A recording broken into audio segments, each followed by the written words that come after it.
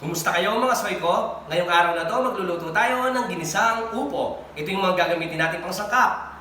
Bawang, sibuyas, hipon, yung ating upo, ganun din gagamit tayo ng nor shrimp at suwite, paminta, patis. Tsaka tayo magpipirito ng daing na bangus. Tara, magluto na tayo. Una nating ilalagay yung ating sibuyas.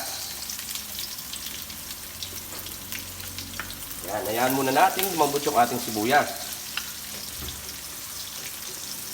Alam po din sibuyas, lalagyan na natin yung ating bawang.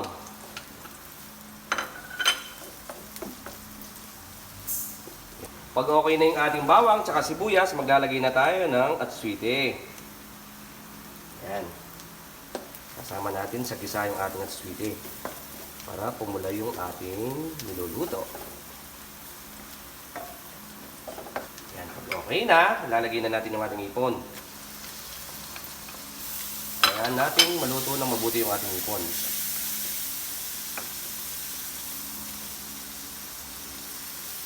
Pag okay na yung ating ipon, lalagay na natin yung ating upo. Yan. Tapos, lagyan natin ng patis.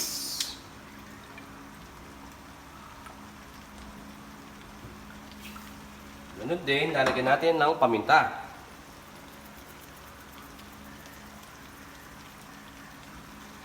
Gawin lang natin ng mabuti.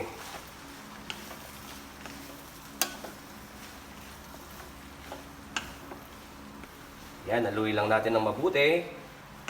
Pag kumalat na yung kulay ng ating atsuite, lalagay na natin yung ating pangsabaw.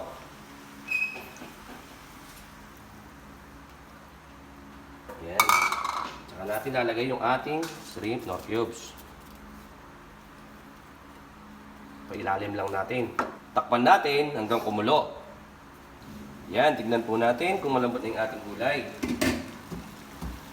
Kung di pa, haluin lang natin para magpantay-pantay yung luto ng upo. Takpan pa natin ng ilang minuto. Tingnan natin kung okay na yung lasa.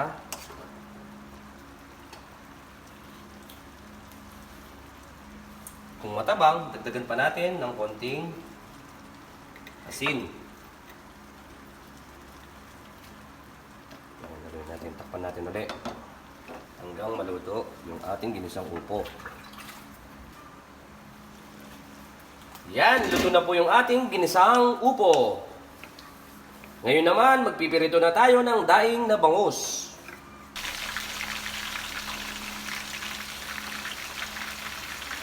Luto na po yung ating daing na bangus, tsaka po yung ating ginisang upo. Tikman na natin.